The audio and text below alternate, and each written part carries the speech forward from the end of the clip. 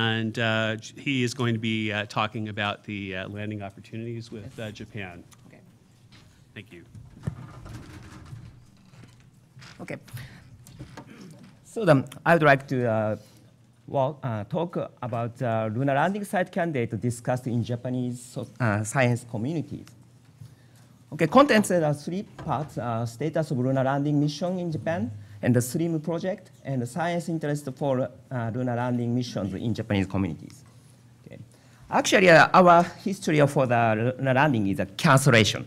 Anyway, first we have this is Serene first time, and we have landed until 2000, but we gave up landers from the Serene in 2000. And actually, Serene successfully launched in 2007, 10 years ago. But in parallel to the Serene project, we are we were preparing the Serene B, but canceled in 2013, and Serene 2 canceled 2015. So there are a lot of the cancellation history in Japan. But recently, SLIM, small landing demonstration mission, is going. So that I would like to just briefly introduce that later. And beyond Serene, Japanese lunar scientists are considering or discussing the next lunar missions. In a decadal survey for Japan's lunar and planetary exploration until 2015, penetrate demonstration, inside age determination, sample return from far side highland. Such a mission were considered among our science communities. And recently, we started cave research, cave exploration research laboratory inside at sample return from laboratory and or its skylight hole. And on the other hand, research for top-down political lunar exploration started from the 2014, and it's inside measurement and or sample return. Briefly, I've introduced a top-down political reading project. Just brief. Keyword international, international and pathfinding for human exploration. And it's under discussion or concession, but now our current plan is in 2020's first half, investigating water ice at polar region with India. Next part is sample return from high latitude with Europe and Canada using Deep Space Gateway Station. Perhaps it will be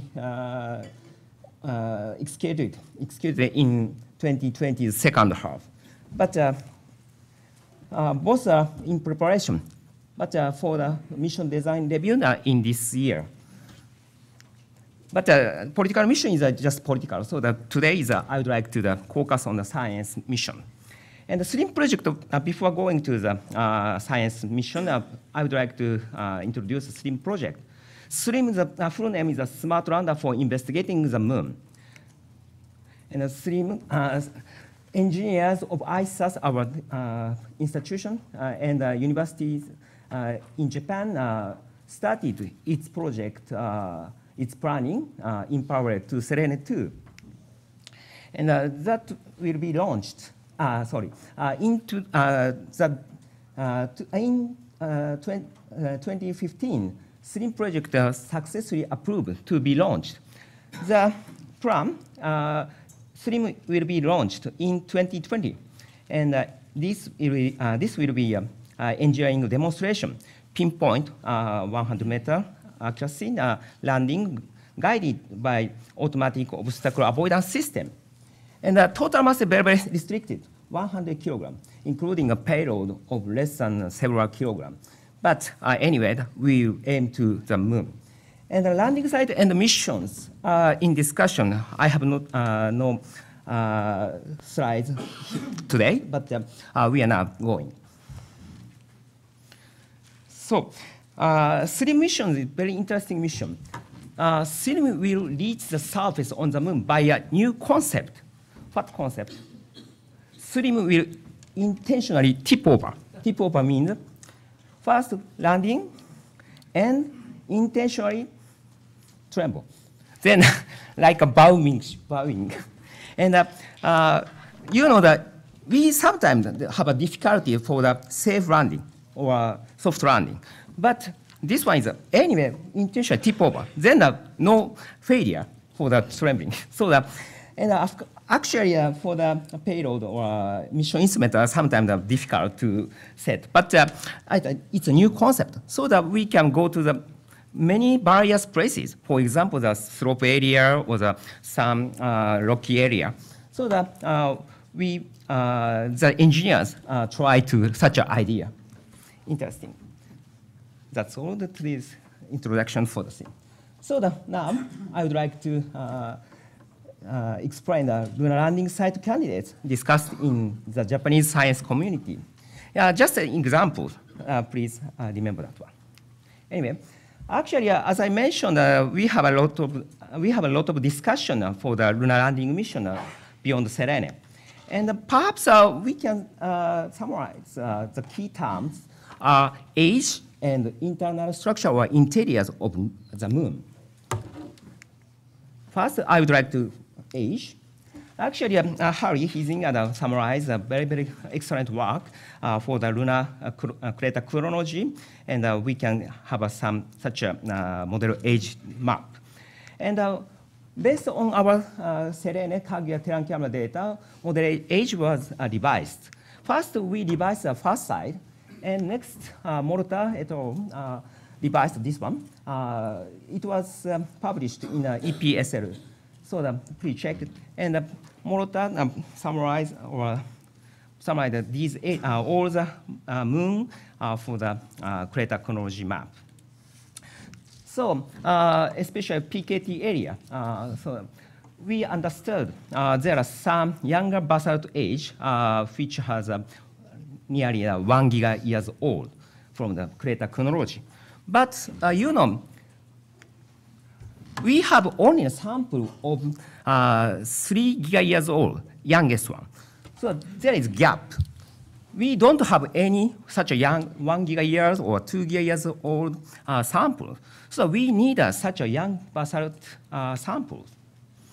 And again, I want to say confirmation of consistency between a model age based on crater chronology and radiometric dating by in-situ at or sample return from geological unit of young model age, nearly 2 giga years old to 1 giga years old are required. And this is the central part of the PKT, the Marius Hill, Aristarsk Plateau. And from Schmidt area, younger one, and another younger one is here next to the Kepler crater. And China is now aiming to the east part of the Yunka, Mount Yunka, good places. From our analysis, this area is 1.9 giga years old. We have no such a date sample. So the China will have such a younger one first. And if we go to the far side or high latitude, then our recommendation is, one recommendation is Antoniadi. Antoniadi crater, 70 latitude. This area has 2.6 giga years old data. So the different type of the near side, younger age basalt samples we can get from here. Another part of our recommendation for younger age basalt is near the skylight hole on the Marius Hill. Harry Hiesing studied this area, and he reported near the hole, about 10 kilometers far, 1 giga years old young basalt flow area. Actually, this is from the multiband imager on the Selene map. This is a hole, and this is a lil. And this place, actually, different type of basalt are covered here. So if we go to this area from the lunar hole area, then about several kilometer trip, then we can get a young basalt age basalt. Also, we may be able to expect inside lava tube. inside lava tube might be filled by the younger basalt because inside lava tube has a vacancy. So that if there is such a young basalt is coming up, then maybe near here, younger basalt will flow out and flow in the lava tube. So this area is a very, very interesting area. And the accuracy of crater chronology is important to check a hypothesis. What a hypothesis? This is a hot plume at later stage. From the Selene global data, titanium distribution map are described, and the model edge map also derived. From this map, we understood the lava flow frequency amount has two peaks. This was pointed out by the Hizinga and Head of 2003. We confirmed these two peaks. And also we checked the titanium contents. Then we understood titanium contents at a different phase. So Kato et al., Kato is a student of Malta. They have a hypothesis. First, lunar magma ocean solidified. Then ilmenite-rich materials sunk down to the core, the bottom of mantle area. But 2 gigayears old later, the hot plume coming up. This is a hypothesis. Someone did not believe or did not agree to the hypothesis. But we can get such a sample, if we have such a samples from the several area of the titanium contents, amount of the titanium contents or 2 gigayears old area, then we can check this hypothesis. So that we need a confirmation for the young basalt age is consistent with radiometric age. Okay. So anyway, the accuracy of crater chronology is important to be checked. Next part is the internal structure. Hypothesis massive pan layer we have. What is a massive pan layer? From the Selene data, Makiko found the ubiquitous pan pure anosite distribution. But to be honest, I'm not so, she insisted there are very large layers, pan layer. But we thought maybe another explanation is serial magmatism. You know, in 1990s, serial magmatism was so popular. So that I thought this is just some plume type magmatism. But after that, Yamamoto found pan and olivine had coexistence. So that we had another hypothesis. There is a massive pan layer, and under the massive pan layer, olivine-rich material layer. So that we had such a hypothesis. So that we should go to such a coexistence area to get samples and check such a flotation occurred or solidification occurred. So that we should go to Schrödinger or Moscovians or some other parts. So that we want to check this hypothesis. Another hypothesis that we want to check is a wonder of magnetic axis. From our Selene global magnetic field data, Takahashi magnetic team found magnetic pole wandered in past. So from the sample data, actually the magnetic field gradually down from the 3.8 gigayears old. So we need some samples or check the magnetic field direction. But you know, the sample is lost the magnetic field direction. So where we should go? The place is a hole or the lava tube. You know, lava tube, when lava tube formed, then the lava's ceiling and floor got the magnetic direction. But surface was had a lot of the meteorite bombardment. So the magnetic momentum randomly changed. So that it is difficult to check. So that we need inside or the check the direction. And inside the lava tube, we can get the direction precisely. Another one is a water-rich interior or not.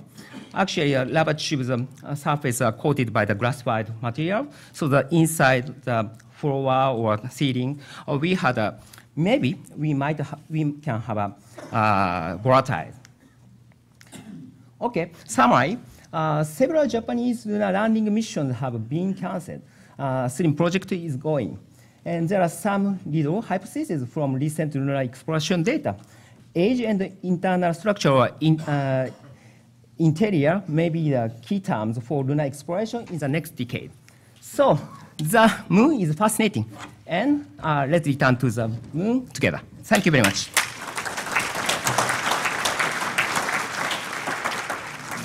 Thank you very much, Junichi. Let's maybe take one or two questions. We're going to also do a panel format at the end of this session. Do we have one or two quick ones? I'm not seeing anything, so we'll just wait for questions for you until the panel. So thank you very much. Yeah. So our next speaker is James Carpenter from ESA, from STEC, and James is going to be speaking about ESA's lunar plans. Thanks, James.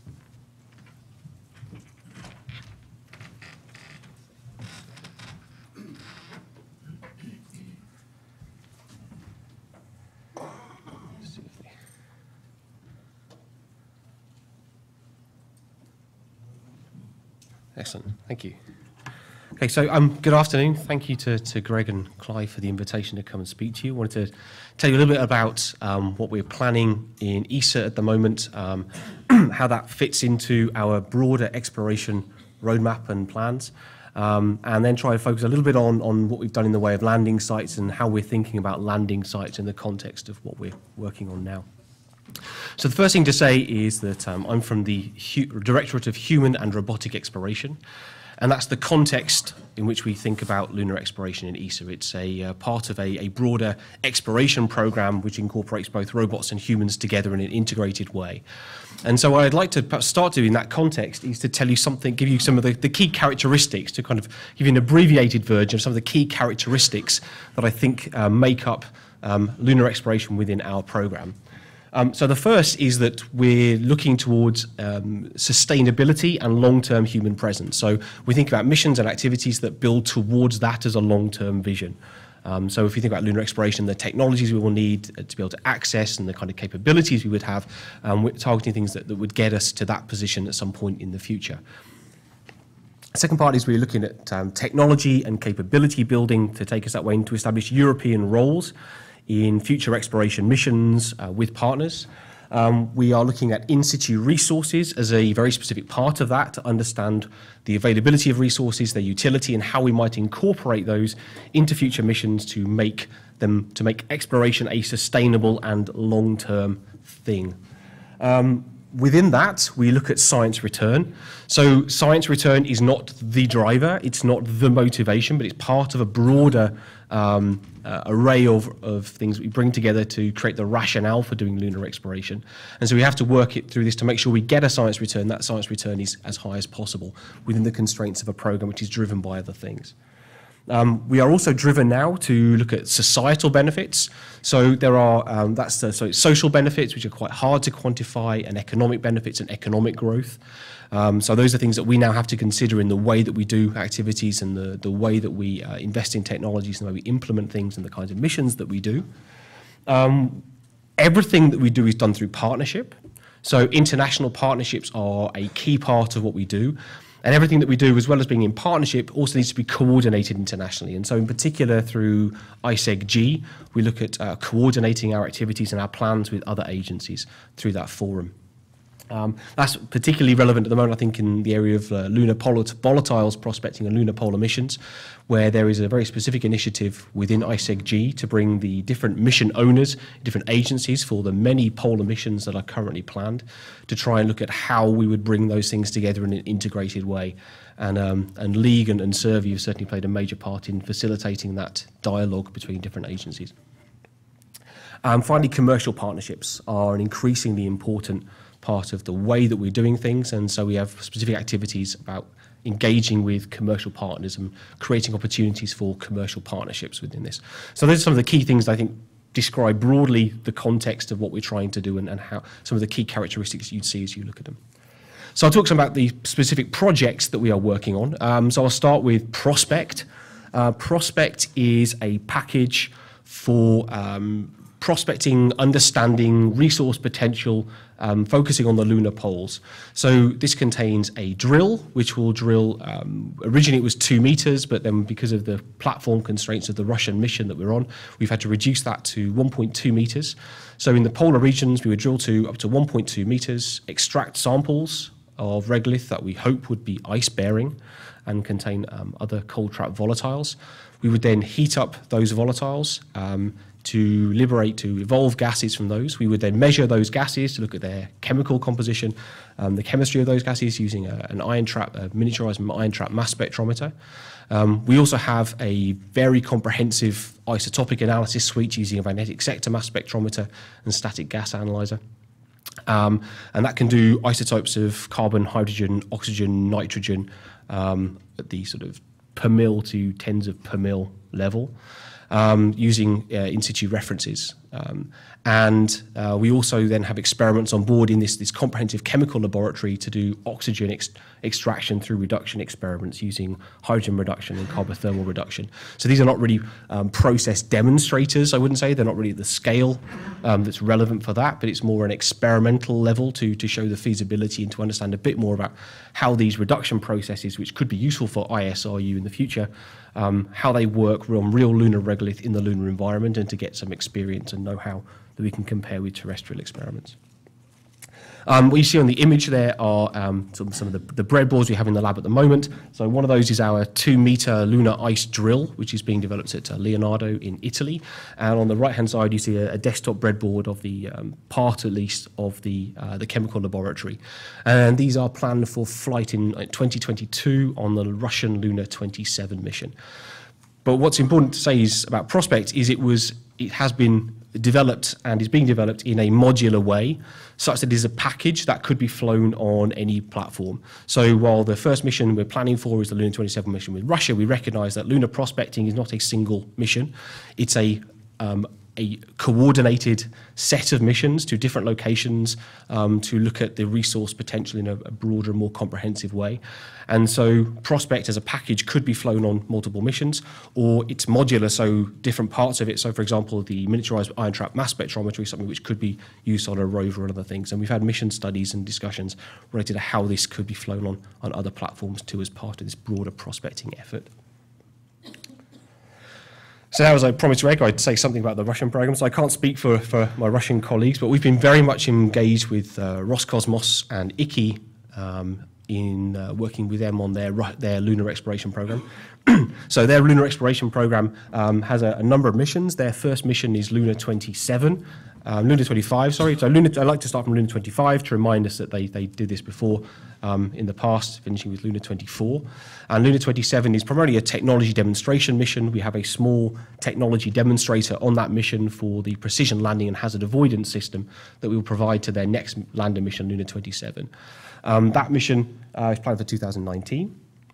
Then they have an orbiter mission, Lunar 26, and for both 25 and 26, we're going to provide ground station support using ESA's extensive ground station network and operations capabilities. For Lunar 27 is where I think the largest contribution is currently. So for that, we're going to be providing Prospect package for them, but also providing a precision landing hazard avoidance system called Pilot, which again is something which is available for other missions as well, with its first flight planned on Lunar 27. We've had discussions with Russia about participating in their lunar polar sample return mission, which they call Lunar Grunt or Lunar 28. And we've had phase A studies take place in Europe looking at cryogenic sample return and the kind of contributions that ESA might bring to a mission like that, potentially with Russia, including the entire end-to-end chain from the drilling and sampling through to delivery to Earth in an Earth return vehicle and sample container. Interesting thing in that study is we were looking at cryogenic sample return. To my surprise, our industry found ways that they thought they could do it within the constraints we gave them, which I don't think I personally was expecting. But interesting from the science side, we also really pushed on the science side and said, why do you need these things to be cryogenically frozen?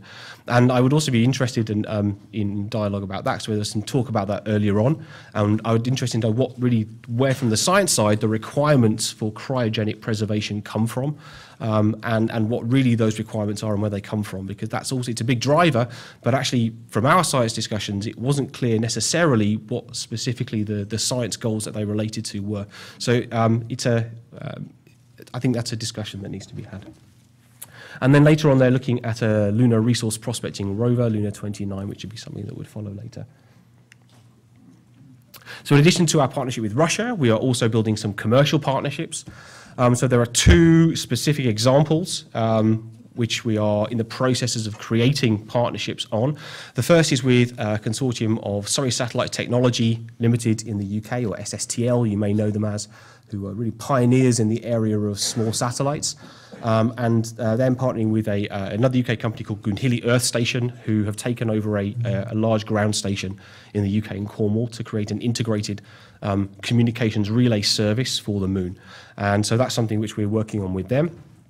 And we're also partnering with the part-time scientists to support them in their lunar lander mission, which I think you're going to hear a little bit more about this afternoon.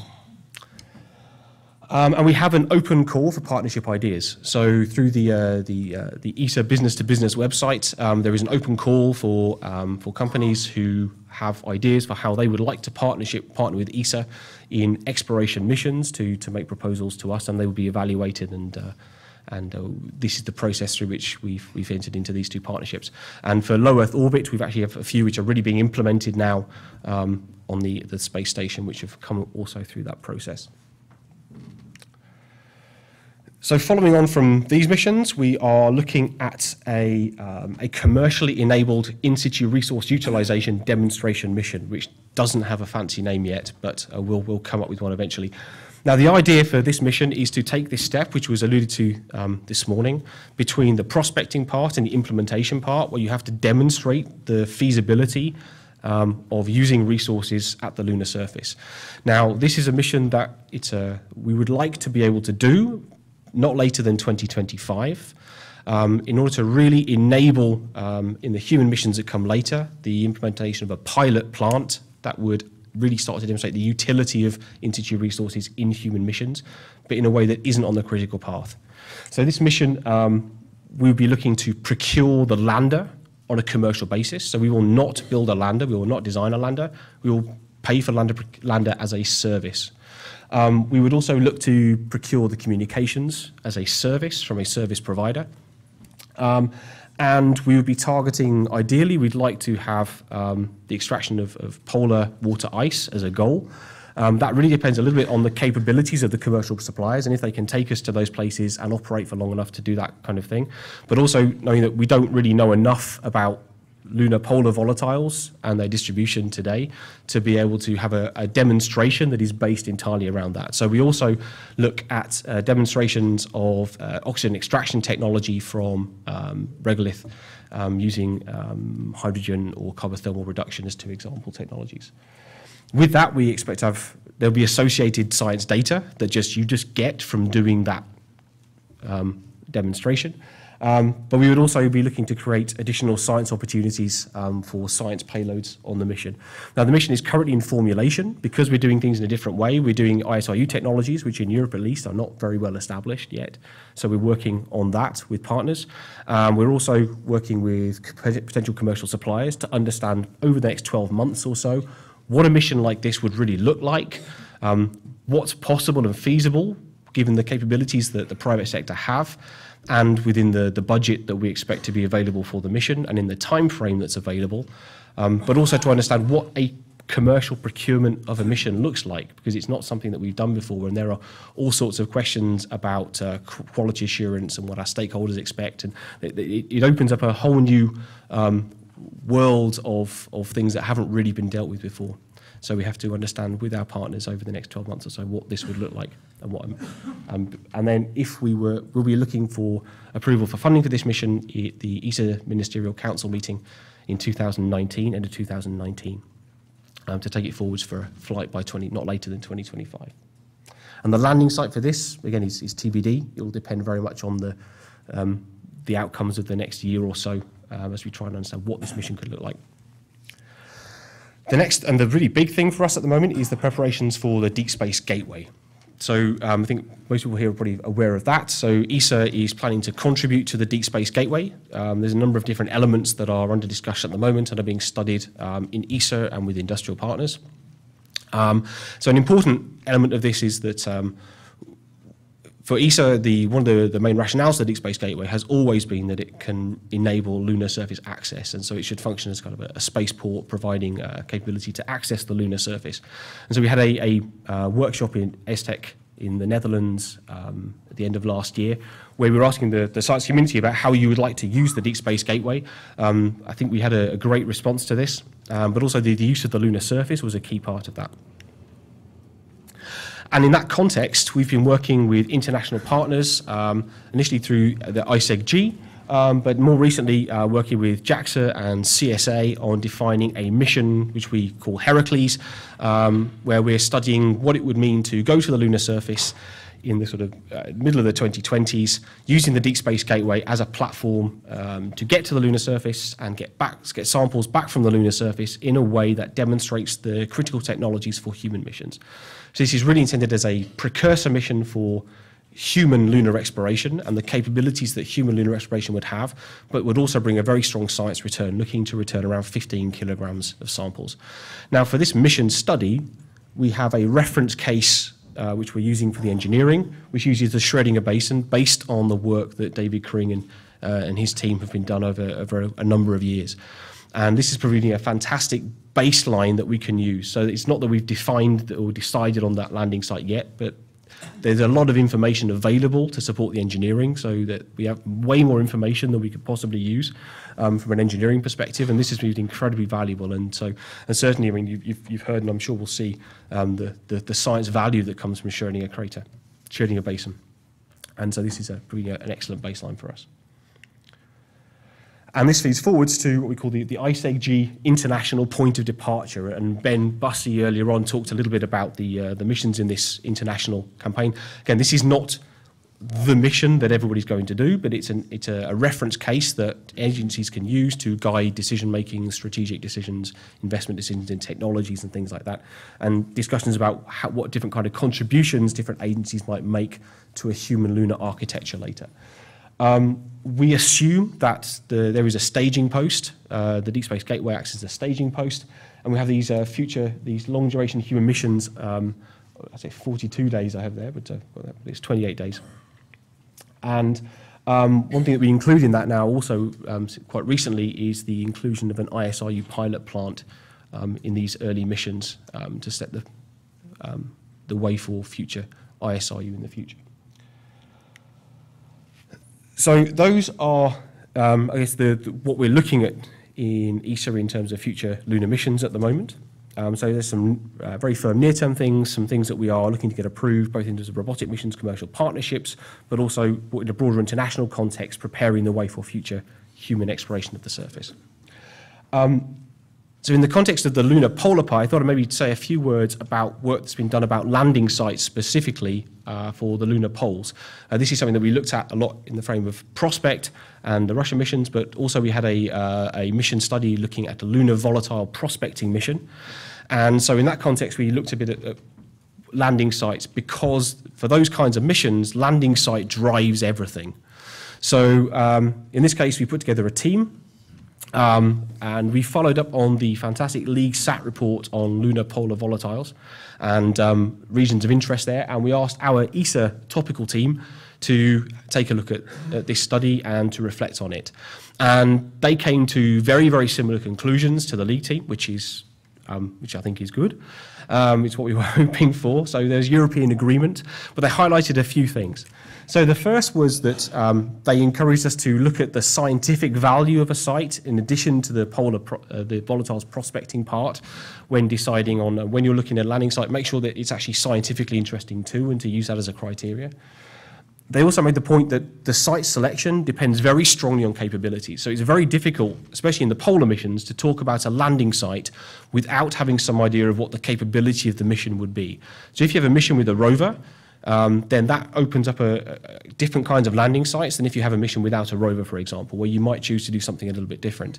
If you can access a permanently shaded region, then proximity to a permanently shaded region is a great factor. If you don't have access, if you can't actually access the permanently shaded region, then maybe it's not so important. So it's just imposing criteria and then using those in a very systematic way doesn't necessarily always give you the best answer. And finally, they made the point that a threshold that was used in the League study was 150 ppm for average hydrogen abundance, based on LPNS data. And they said if you just reduce this a little bit to 125 ppm, it opens up a whole load of places that maybe you wouldn't have been able to go to otherwise. So just to keep that in mind. So then building on this, and in the frame of this lunar polar volatile prospecting rover study that we did, we asked them to identify a couple of nominal sites and to help us establish some traverses to guide the mission study. And I have to credit Jessica Flahout, who's now at CNRS Nancy, who did a fantastic job leading this effort and doing most of the legwork on this. And the idea of the study was to have a rover mission that accessed as many different places as possible, a diverse region, and to look at different environments and to understand hydrogen and water in these different environments. So the two regions that are identified, I'll go these very, very quickly, just to give you some idea of the areas that we're shown and the regions for them.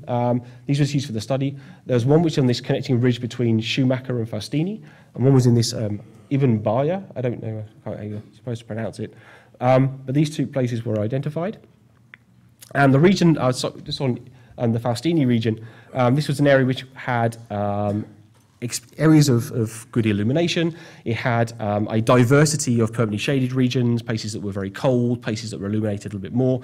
But it also sat on a geological triple point, which meant that it was geologically interesting. But it also showed up in various different data sets as being something that had a lot of diversity. And so with the rover mission, you could sample this diversity.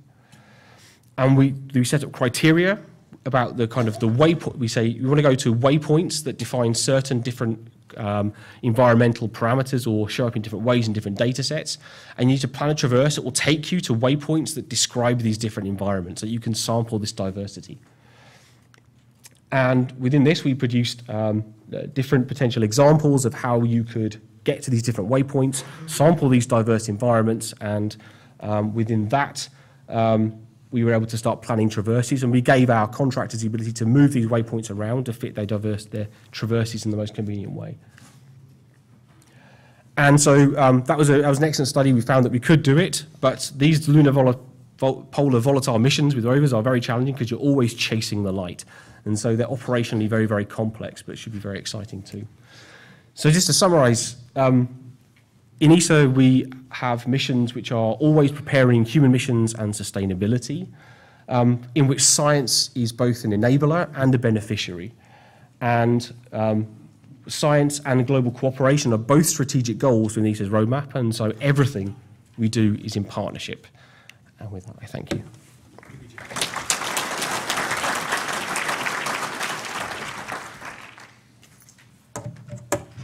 So let's see, Junichi, if I could ask you to come back up here and maybe you guys could sit down, we could answer any questions in a panel format. We'd welcome any questions from our international participants. I want to start by emphasizing first by thanking our speakers here and then emphasizing that there are others as well. That, you know, as I've said in many talks, the world is returning to the moon, and doing this in partnership, like James so eloquently said, is really critical. So, Clive, go ahead. All right, yeah, thanks very much for the interesting talks. I have a question for Junichi and a question for James. Question for Junichi. It was unclear how SLIM is fitting in. It's a technology demonstration. Is that correct? But then what is the follow-on after you've demonstrated the technology? Has JAXA thought about that?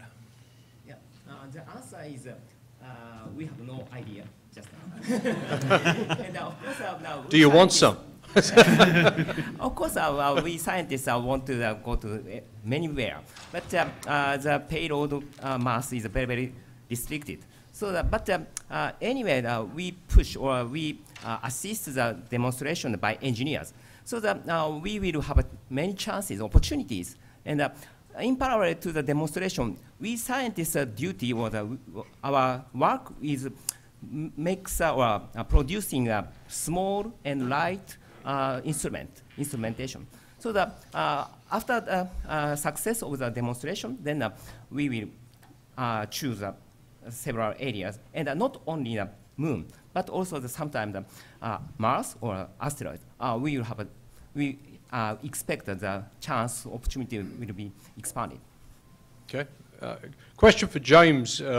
It's more along semantics, but you talked about cryogenic sample return, and it's a term that we throw about quite a bit.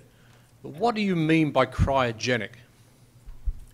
Was my first question to our science team. So Yes, it's on. okay. So yes. So when the mission started, there was an expectation that we would do cryogenic sample return. And that was exactly my question to them was, what is cryogenic sample return? What are your requirements, and what is the science, and what do you actually need? And so they said, we need the samples to be maintained at the temperature at which we sampled them. Why? I don't know. And so actually we started looking into it, and the crystal structure of the volatiles, the ice is very important. And then we started looking at, well, how are you going to preserve that really? And we started, it was a huge overhead to do, then the benefits were not obvious in the end. So when we started saying, okay, so let's say we just keep it in the solid state. Why? Okay, and actually it wasn't clear. Why exactly? People could think, if they worked really hard, they could think of good reasons why you might want to do it. But in terms of the actual science you could pull out, that wasn't necessarily a requirement. So when we talk about cryogenic sample return or frozen samples coming back, I think from the overhead to do it is huge. You have to be very clear, I think, what the science rationale is before you undertake it.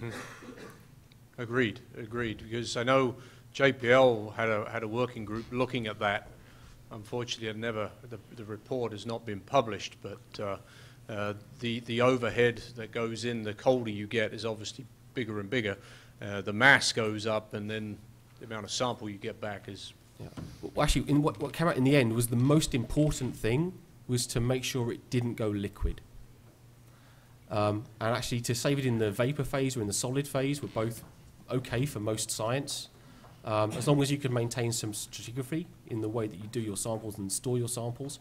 But to avoid the liquid state, at least from our science consultation, seemed to be the most important thing. So in terms of cryogenic, then minus 80 would be sufficient?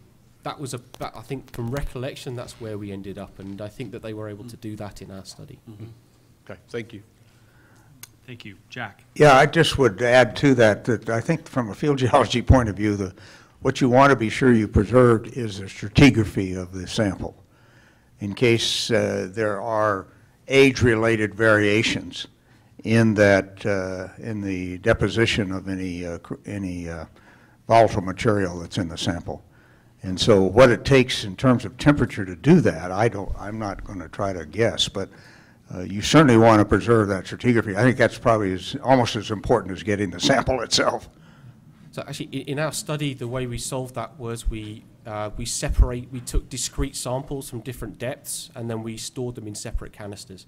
And then you weren't so reliant upon this low temperature to maintain the stratigraphy of the volatiles. Kind of maintains the strict. Interesting. Next. Fred Perez, AMS Incorporated. I have a question for James first.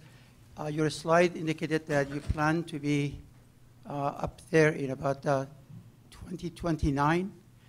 The question is, what would prevent you from working with some of the partners in this room, like the ice space that they plan to have it done in a couple of years, or Blue Origin that plans to do it in the next 5 years? What would prevent you from establishing a partnership, cooperation with these folks?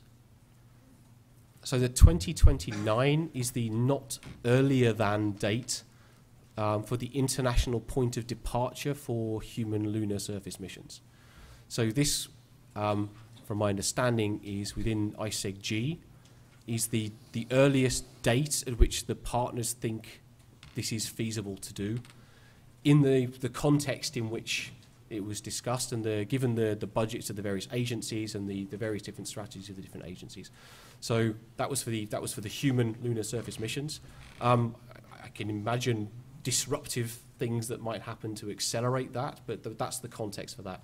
In terms of robotic or uncrewed human or uncrewed lunar missions, the plan would be to be involved in the Russian missions, which are coming up fairly soon, to have commercial partnerships, which would also be in the fairly near future, and to have human precursor missions to the lunar surface, which would have crew involvement, even if not at the surface, in the mid-2020s. I mean, if I could ask a follow-on question for both of you folks. What are the key challenges at this time to achieve our goals sooner than 5 years, 7 years, or 2029?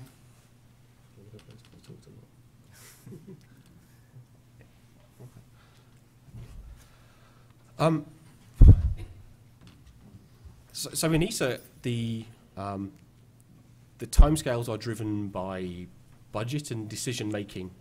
So decision making in budgets are set in ESA on about a 3-year cycle.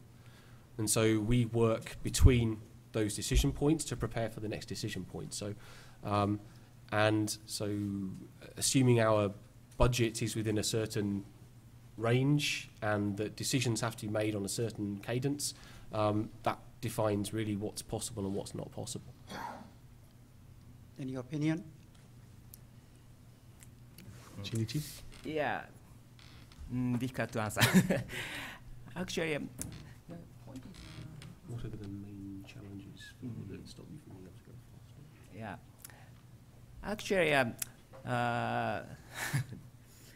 to be honest, 2029 is too late for me.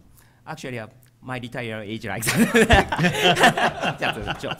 But so actually, the key technology is perhaps we should realize before such a date. So the challenging is we should consider from now on, and actually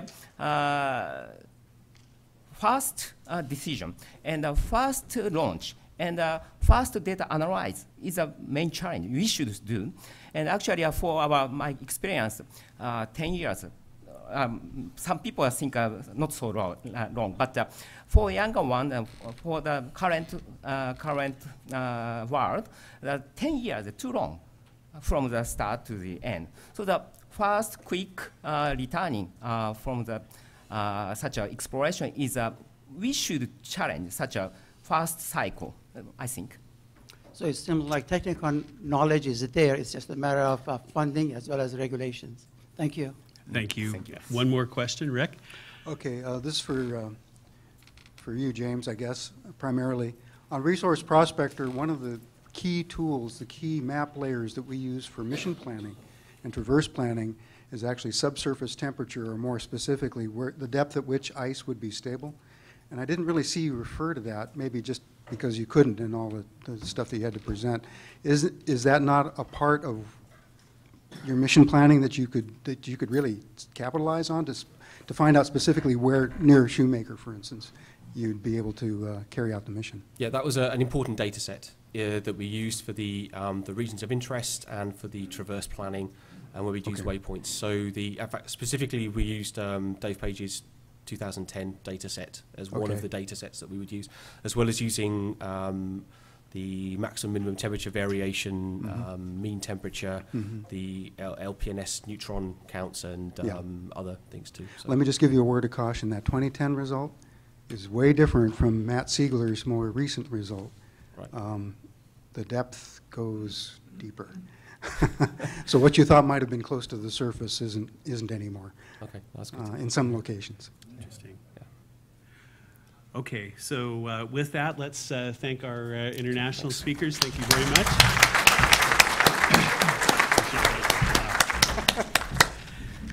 And it's time to